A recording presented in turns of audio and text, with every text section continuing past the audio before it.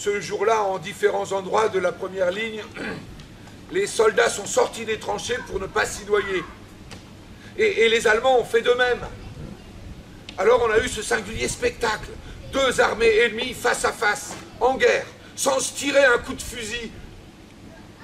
Français et Allemands se sont regardés, ils ont constaté qu'ils étaient des hommes tous pareils.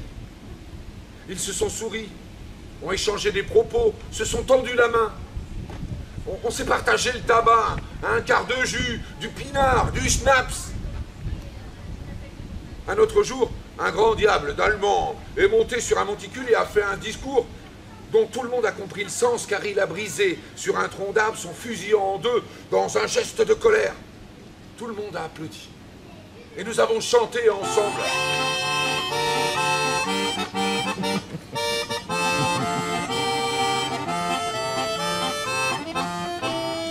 Debout les damnés de la terre, debout les Français de la faim. La raison donne ensemble la terre, c'est l'éruption de la fin. Du passé, faisons table rase, foule d'esclaves, debout, debout. Le monde va changer de base, nous ne sommes rien, soyons tout. C'est la lutte. Oh, que n'étiez-vous là, généraux sanguinaires, ministres jusque-boutistes, journalistes hurleurs de mort, patriotards de l'arrière, pour contempler ce sublime spectacle. Cela mit nos grands chefs en fureur. Qu'allait-il arriver, grand Dieu, si les soldats refusaient de s'entretuer? Est-ce que la guerre allait s'arrêter? Ce qui se passa, eh bien, nos artilleurs reçurent l'ordre de tirer sur tous les rassemblements qui leur seraient signalés et de faucher indifféremment, Français et Allemands, comme au cirque antique. On abattait les bêtes féroces assez intelligentes pour refuser de s'égorger. Allez, mon Louis, non, l'histoire, allez. Ah ouais, le soldat Gontran, un gars du Minervois. Et il rendait visite à la tranchée Boche. Il rendait visite à la tranchée Boche. Il avait fait la connaissance d'un Allemand, bon père de famille, qui parlait le français, qui lui demandait des nouvelles des siens, et il lui offrait même des cigarettes, tiens. Ouais. Et quand Gontran prolongeait trop sa visite, l'Allemand le poussait hors de la tranchée en lui disant « Allez, rentre maintenant, Schnell, tu vas avoir des ennuis !» Malheureusement, un jour que Gontran revenait de la tranchée allemande, il fut aperçu par un officier français de sa compagnie. Et pas n'importe quel officier. Le lieutenant Grumois. Allez, gueule de bois! Vous êtes pris, vous serez fusillé demain, qu'on arrête cet homme! Personne ne bougea. Gontran, affolé par cette menace de l'officier, escalada le talus en criant « Bénimekere !» c'est-à-dire « Venez me chercher !» en occitan.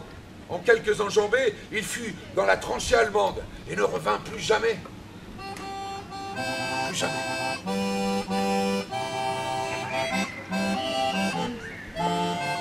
Ah, Gontran.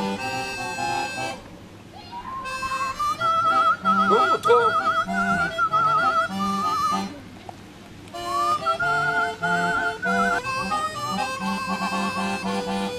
Le soir même, un conseil de guerre condamna le soldat Gontran par contumace à la peine de mort. Mais le lieutenant Gueule de Bois fut aussi puni des arrêts pour avoir effrayé le coupable et causé sa désertion. On faillit traduire en conseil de guerre les soldats qui n'avaient pas tiré sur leurs camarades déserteurs. Gontran, quant à lui, avait disparu pour toujours. Wikipédia, Chemin des Dames, 1917. Cette bataille est un échec presque total pour l'armée française. Elle se solde par un massacre inouï, 110 000 hommes côté français, 80 000 côté allemand. Ces pertes effroyables pour un résultat presque nul seront l'événement déclencheur des mutineries de 19. Un soir, un caporal se mit à chanter des paroles de révolte dans la vie des tranchées, des paroles de plaintes et d'adieu pour les êtres chers que les soldats ne reverraient certainement jamais.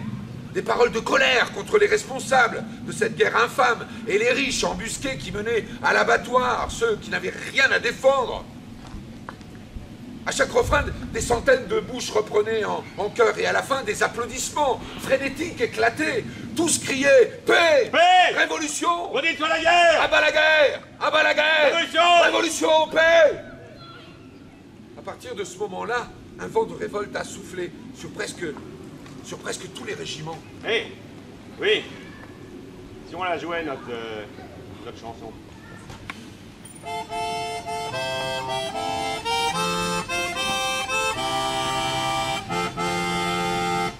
On a dormi dans la gadoue, on était bouffés par les trous, sous le ciel noir qui canonne en argonne, sous le ciel noir qui canonne en argonne. L'officier criait à l'assaut, mais aucun nous n'était si sot pour se jeter dans la mitraille à Montmirail. On était tous des cutéreux et pas des planqués, des miséreux, qu'allaient crever loin de leurs femmes au chemin des dames. Allez, qu'allaient crever loin de leurs femmes au chemin des dames. Hey, la guerre, nous, on n'en voulait plus. Non, on n'en voulait plus.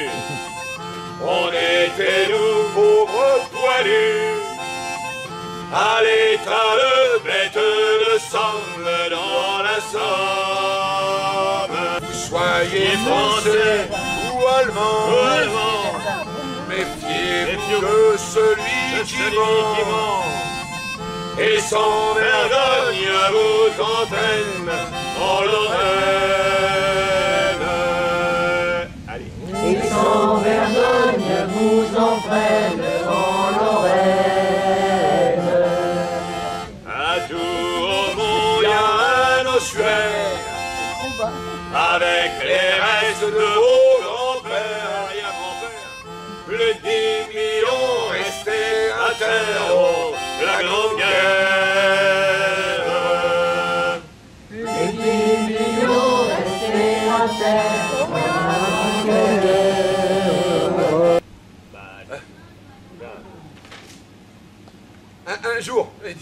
Un jour, avec mon escouade, je fus chargé d'aller au PC du colonel récupérer des vestes imperméables, huilées. Quel événement! Après 3 ans et demi de guerre, on s'apercevait que le poilu n'avait rien pour se protéger de la pluie. L'eau étant considérée comme un élément négligeable dont l'état-major n'avait pas à tenir compte. Le poilu a toujours été d'un avis contraire, mais l'avis du poilu ne compte pas. Là, nous partons à 3 et nous voilà donc en route pour aller chercher ces précieux imperméables. En chemin, nous essuyons une rafale d'obus qui s'abattent sur nous comme la foudre. Nous sommes obligés de faire un large détour pour ne pas crever sous la mitraille. Le retour est plus paisible et c'est avec plaisir que nous rapportons à l'escouade, c'est-à-dire 15 soldats, 2 imperméables. Nous avons des bottes aussi pour vous en caoutchouc pour y rentrer avec les souliers pour avoir les pieds au sec. Nous rapportons 2 paires de bottes. Ils ne nous avaient donné en somme que des échantillons. C'est amusant, non? Amusant, lui. Mais moi, je vais te dire, c'est pire que des assassins de nous laisser crever ainsi. Ah, si nous n'étions pas des lâches, ceux qui la veulent, la guerre, ils viendraient la faire à notre place. Non. Mais si. Non, c'est avant, Si. Louis, c'est avant qu'il fallait voir ça. Mais toi, Louis, hein, toi qui vois et qui écris tout, surtout, hein. Louis, Oui, j'écris. et n'oublie rien. Il faut des témoins. On va peut-être pas tous crever. Non mais Louis, ils nous croiront pas. C'est pas possible. Si. Ils nous croiront pas. Ah, ou alors, tiens, je vais te dire. Allez, peut-être qu'ils s'en foutront. André Charles, André Étienne, Barouin, Gustave. Bilouet, Dominique. Bourlier, Jules, Cartier, Charles. Chamard, Louis.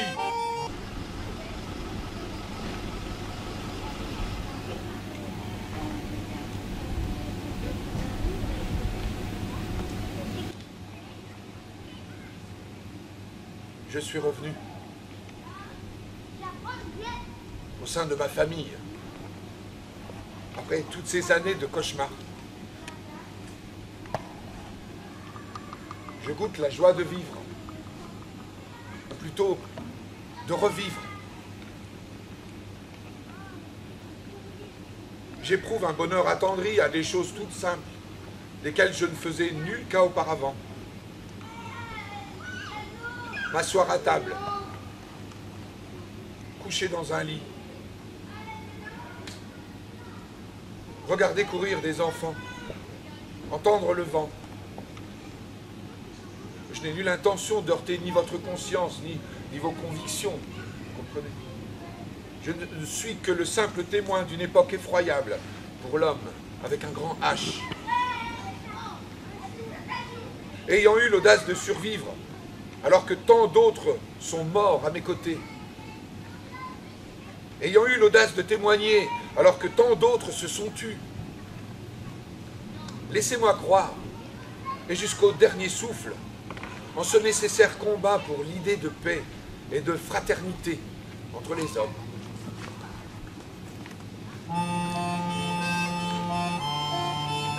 Ce nécessaire combat pour l'idée de fraternité et de paix entre les hommes. Nous chanterons le temps des cerises, les guerres rossignols, les merles moqueurs seront tous en fête.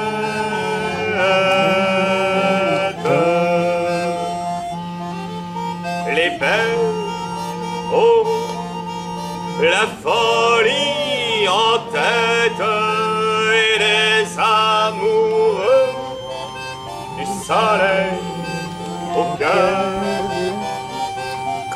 Quand nous chanterons le temps des cerises, sifflera bien mieux le merle moqueur.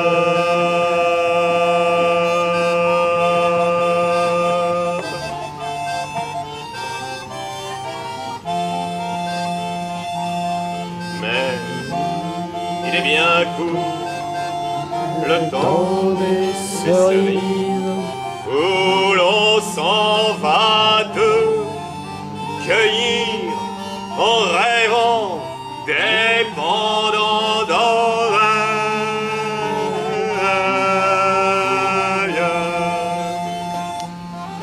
Cerises d'amour aux roses pareilles tombant sur la feuille en gouttes de sang. Mais il est bien court le temps des cerises, pendant de corail, en cueillant, rêvant.